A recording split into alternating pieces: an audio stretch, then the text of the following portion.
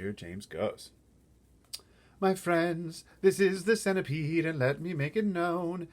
He is so sweet and gentle that, although he's overgrown, the Queen of Spain again and again has summoned him by phone to babysit and sing in it and be a chaperone when nurse is off and all the royal children are alone. Small wonder, said the fireman, they're no longer on the throne, right? The earthworm, on the other hand, said James, beginning to expand, is great for digging up the land. And making old soils newer. Moreover, you should understand he would be absolutely grand for digging subway tunnels and for making you a sewer. The earthworm blushed and beamed with pride. Miss Spider clapped and cheered and cried, could any words be truer?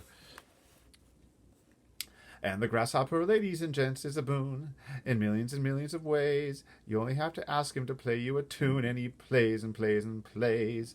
As a toy for your children, he's perfectly sweet. There's nothing so good in the shops. You've only got to tickle the soles of his feet, and he hops and he hops and he hops. You can't be very fierce, exclaimed the head of all the cops.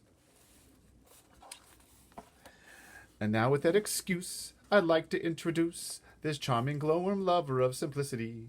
She's easy to install on the ceiling or your wall, and although this smacks of a bit of eccentricity, it's really rather clever, for thereafter you will never have the slightest need for using electricity.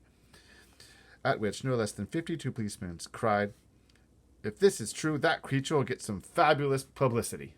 True, she's cute, look at her.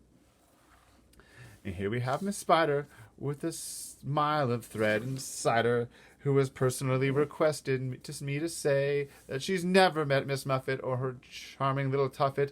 If she'd not have frightened her away. Should her look sometimes alarm you, then I don't think it would harm you to repeat at least 100 times a day, I must never kill the spider. I must only help and guide her and invite her in the nursery to play. The police all nodded slightly, and the fireman smiled politely, and about a dozen people cried, hooray! There she is. I don't think she looks mean and fierce. Who's next? Ooh, the ladybird. She's so sweet. And here's my darling ladybird, so beautiful, so kind. My greatest comfort since this trip began. She has 400 children, and she's left them all behind, but they're coming on the next feature of the can. Cops cried, she's entrancing. All the firemen started dancing, and the crowds all started cheering to a man. And now the silkworm, James went on, whose silk will bear comparison with all the greatest silks there are in Rome and Philadelphia. And if you search the whole world through, from Paraguay to Timbuktu, I don't think you would find one bit of silk that could compare with it.